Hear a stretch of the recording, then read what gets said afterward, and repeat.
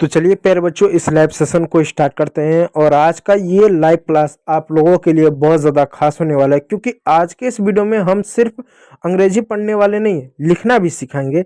यानी बहुत सारे बच्चों को मैंने ऐसा देखा जो अंग्रेजी पढ़ नहीं पाते, लिखने की बात तो छोड़ दो, लिखने के लिए क्या करते हैं, एक एक शब्द का एक एक स्पेलिंग याद करते हैं। मैं बोलता हूँ यार स्पेलिंग क्यों याद करो, डायरेक्ट शब्द उसे पढ़ लो, लिख लेना। बोलते हैं नहीं, स्पेलिंग याद करना पड़ता है, अगर स्पेलिंग नहीं याद करेंगे तो शब्द गलत हो जाता है। तो आखिर आपके सामने समस्या क्यों आती है, अंग्रेजी को पढ़ने को लेकर, अंग्रेजी को लिखने को लेकर क्यों गलती होती है? क्या आप मेहनत कम करते हो, क्या आप आलसी हो? ऐसा नहीं है बच्चों, मेहनत आप बहुत करते हो, लेकिन गलती इस वजह से होती है क्योंकि आपको मात्राओं की समझ नहीं है। बहुत सारे बच्चे कहेंगे नहीं हमको मात्रा आती है, मात्रा क्यों पढ़ा रहे हो? नहीं बच्चों, मात्राओं की आपको अच्छी समझ नहीं है। मैं आपको एक टेस्ट लेता हूँ, छोटा सा एग्जांपल देता हूँ, आप पढ़िएगा जरा। देखो मैं यहाँ पर एक शब्द लिखता हूँ, ठीक है? इसको क्या पढ़ोगे? आप कहोगे इसको हम 10 पढ़ेंगे। क्या पढ़ोगे? 10 पढ़ोगे, अच्छी बात है। इसको 10 पढ़ोगे, पढ़ोगे 10। इसको क्या पढ़ोगे? इसको कहोगे हम पेन पढ़ेंगे, अच्छी बात है। अब ध्यान दो, यहाँ पर जो ई रहा, इस ई को आपने क्या पढ़ा? एक ही मात्रा पढ़ा, पढ़ा एक ही मात्रा। अब जरा मुझे आप बताना है, यहाँ पर जो आपका ई रहा, इसको आपने क्या पढ़ा? वहां पर पेन पढ़ा, वहां पर 10 पढ़ा। अब यहाँ पर ई को क्या पढ़ोगे? आप क्या पढ़ो? आप वर्ब पढ़ रहे हो। यहाँ पर ई को एक ही मात्रा नहीं पढ़ रहे हो, यहाँ पर जो है टर्म इसको पढ़े, ई को एक ही मात्रा नहीं पढ़ रहे हो। तो सवाल है बच्चों, कहीं पर ई को एक ही मात्रा पढ़ रहे हो और कहीं पर उस ई को आप किसकी मात्रा पढ़ो? बड़ी ई की मात्रा पढ़ रहे हो। आखिर ऐसा क्यों? जैसे मैं एक शब्द लिखूं READ, वहां पर एक ही मात्रा पढ़ा, तो यहाँ पर इसको ई की मात्रा क्यों पढ़ा? तो मात्राओं की समझ नहीं है बच्चों, जिस वजह से आप अंग्रेजी पढ़ने में गलती करते हो। देखो बच्चों, मैं आपको बताता हूँ, अंग्रेजी पढ़ने के लिए दो तरह की मात्राएं होती हैं। एक आपका बड़ा खड़ी की मात्रा होता है, जिसमें आपने बचपन से पढ़ा होगा, अ का ए, आ का डबल ए, क का के, ख का के एच। ये वाली जो मात्रा होती है, इसको हम 12 खड़ी की मात्रा बोलते हैं, ठीक है मेरे बच्चों। इसका प्रयोग हम तब करते हैं जब हमको किसी का नाम अंग्रेजी में लिखना, यानी हिंदी के शब्दों को अगर अंग्रेजी में लिखना हो तो उसके लिए हम क्या करते हैं, हम अंग्रेजी के शब्दों का प्रयोग करते हैं। जैसे अगर मैं लिखूं आम, तो आम जो शब्द है वह हिंदी का शब्द है, तो इसके लिए ए डबल ए लिखकर एम लिख सकते हो, आम ऐसा लिख सकते हो। लेकिन अगर मैं मैंगो लिखूं, मैंगो, तो मैंगो जो शब्द है वो अंग्रेजी का शब्द है। अब अंग्रेजी के शब्द को लिखने के लिए बड़ा खड़ी की मात्रा प्रयोग नहीं आएगा, इसके लिए वाउल होता है, इसके लिए कॉन्सोनेंट होता है, तो वो मात्रा यहाँ पर काम आएगा। इस बात को याद रखिए। अब देखिए अंग्रेजी में बच्चों क्या होता है, आपके 26 अल्फाबेट होते हैं, 26 अक्षर होते हैं, इनको दो भागों में बांटा गया। पहला जो बांटा गया है वो आपके वाउल में बांटा गया। वाउल कितने होते हैं? 5 होते हैं। थोड़ा सा मेरी मदद कीजिएगा लिखने में, कौन कौन से होता है? ए ई आई ओ यू। ये क्या होता है? ये आपके 5 क्या वाउल होते हैं। अब अंग्रेजी का छोटा सा शब्द ले लो, बड़ा सा शब्द ले लो, ऐसा कोई शब्द नहीं मिलेगा जो इन वाउल से ना बना हो। बिना इनके कोई अंग्रेजी का शब्द बन ही नहीं सकता। मैं बहुत छोटे शब्द लिखूंगा, आप मेरी मदद कीजिएगा फिर से। मैं लिखूँ PM, मैं लिखूँ DM। बच्चे कहेंगे देखो इन्हें छोटे छोटे शब्द लिख लिया है, इनका मतलब भी है और इनको पढ़ा भी जा सकता है। मैं कहता हूँ बच्चों देखो, दो बात शब्द में याद रखना है, जो शब्द बनेगा बिना मात्रक नहीं बनेगा, उसका कुछ अपना मीनिंग निकलेगा। तो बच्चे इसका एग्जाम्पल देते हैं, बोलते हैं देखो सर इसमें जो है मात्रा नहीं है और इसका मीनिंग भी है। तो बच्चों ये शब्द नहीं है, इनको शब्द नहीं कहेंगे। क्यों नहीं कहेंगे? एग्जाम्पल तौर पर आपको बताता हूँ। देखो 5 वाल तो हो गया, उसके बाद आता है 21 कॉन्सोनेंट। 21 कॉन्सोनेंट को समझो तब समझ में आएगा उसको शब्द क्यों नहीं कहेंगे। अब बच्चे सवाल पूछते हैं मात्रा तो ठीक है, फिर भी समझ में आता है बिना मात्राओं के कोई शब्द नहीं पढ़ सकते, इसलिए मात्रा पढ़ना जरूरी है। कॉन्सोनेंट क्यों जरूरी है? क्योंकि बच्चों जब हम अंग्रेजी पढ़ते हैं तो वहां पर हम कॉन्सोनेंट का साउंड पढ़ते हैं, ना कि नाम। जैसे अगर मैं लिखूं य, इसको आप पढ़ोगे सी, नाम है सी लेकिन इसका साउंड क और स के रूप में निकलता है। यह है बी, इसका नाम है बी लेकिन इसका साउंड ब के रूप में निकलता है। तो अंग्रेजी पढ़ते समय इसको बी ना पढ़ते हुए ब पढ़ेंगे, अंग्रेजी पढ़ते समय इसको सी ना पढ़ते हुए क और स पढ़ेंगे। जैसे मैं लिखूं BOY, तो यहाँ पर इसको क्या पढ़ेंगे? बॉय।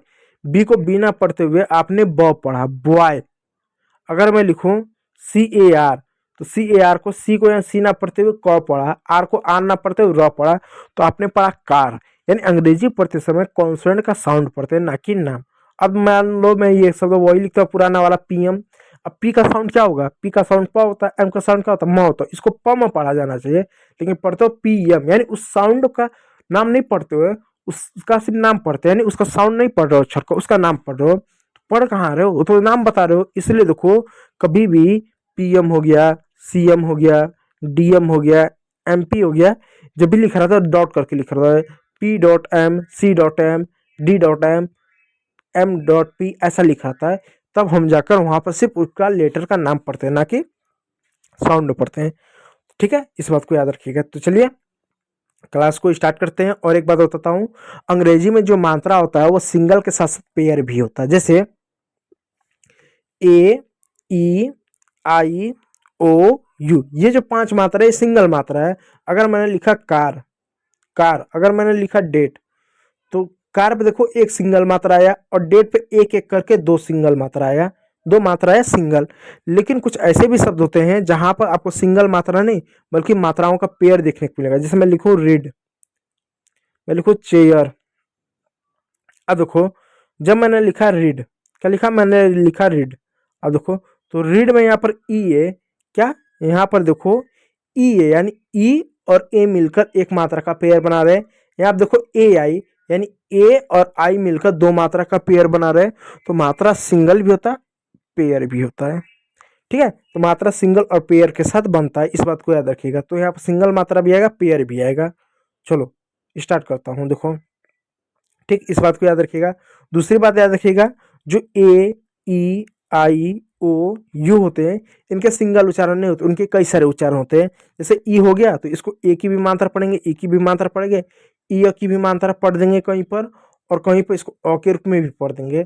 तो सवाल है इसको कब क्या पढ़ेंगे, तो इसका नियम होता है जो हमको बताता है कि कब इसको क्या पढ़ना है। तो नियम बताता हूँ, देखो नियम से स्टार्ट करते हैं। नियम क्या है,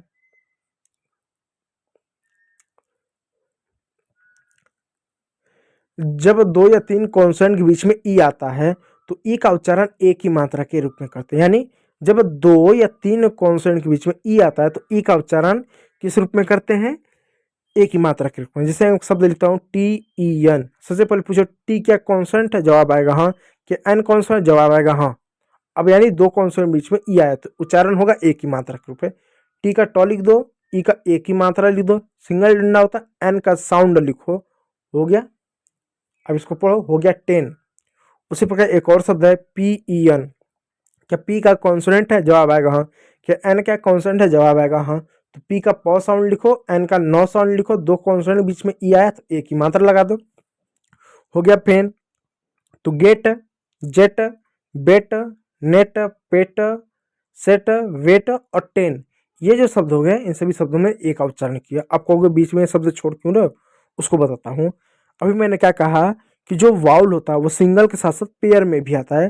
ठीक उसी प्रकार जो कॉन्सोनेंट्स होता है, कौन कॉन्सोनेंट, सिंगल के साथ साथ उनका भी पेयर बनता है। जैसे सी का क और स होगा, एच का ह होगा, दोनों जब मिलेंगे तो सी एच हो जाएगा, और सी एच का साउंड होता है च।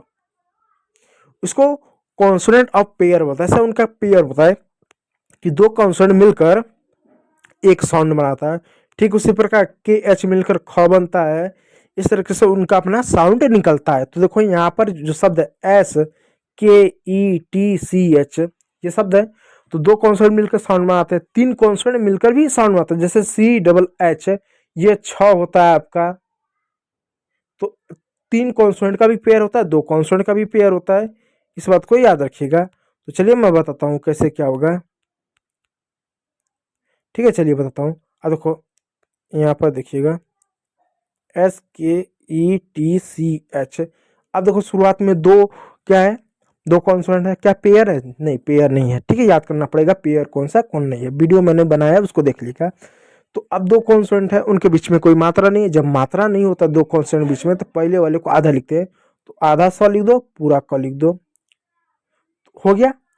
अब ये जो टी सी एच है एक पेयर है, कभी भी अंग्रेजी में टी सी एच मिल जाए उसको हमेशा च पढ़ोगे, च पढ़ोगे, क्या पढ़ोगे, च पढ़ोगे। टी सी एच को हमेशा च पढ़ोगे। तो एक कॉन्सोनेंट ये हो गया, दूसरा कॉन्सोनेंट ये हो गया, और तीसरा तो ये पेयर है, बन के आया। भले तीन अक्षर दिख रहा हो लेकिन तीनों का एक पेयर है, तीसरा हो गया। तो नियम क्या कहता है, दो या तीन कॉन्सोनेंट के बीच में अगर ई आए तो ए पढ़ेंगे। तो एक कॉन्सोनेंट, दो कॉन्सोनेंट, तीन हो गया, तो ई आया तो ए की मात्रा लगाएगा, तो के बाद है तो इसलिए मात्रा क पे लगेगा। अब इसको पढ़ो, क्या होगा, हो गया स्केच। क्या हो गया, स्केच। नियम है ना कि दो तीन कॉन्सोनेंट के बीच में ई आए तो ए का उच्चारण करेंगे, कर दिया हमने। तो ये जो टीसीएच रहा एक पेयर था, एक। ठीक, चलो दूसरा देखो, जब अंग्रेजी के किसी वर्ड में डबल ई आए तो डबल ई का उच्चारण बड़ी ई की मात्रा के रूप में करेंगे। इस तरह से ऐसा होता है ना, अकूड़ा टाइप का, क्वेश्चन मार्क टाइप, समझ लो, उसी रूप में होता है ये ई। उल्टा एफ है, देखो N double E D, N का साउंड नौ लिख दो, डबल ई का साउंड बड़ी की मात्रा लिखो, डी का डॉ लिख दो, नीड। उसी प्रकार हो गया M double E T, M का म हो गया, डबल ई का बड़ी की मात्रा, टी का ट हो गया मीट। उसी प्रकार एक और शब्द है D double E P, D का डॉ साउंड लिख दो, बड़ी डबल ई का बड़ी की मात्रा, पी का प लिख दो, हो गया deep. Need, meet, week, feed, cheek, deep, seed, seen, keep आदि आपका अंग्रेजी का शब्द हो गया। तो उम्मीद करूंगा वीडियो अच्छा लगा। यदि अच्छा लगा तो लाइक कीजिएगा, चैनल पर सब्सक्राइब जरूर कर लीजिएगा। वीडियो को देखने के लिए बहुत बहुत धन्यवाद।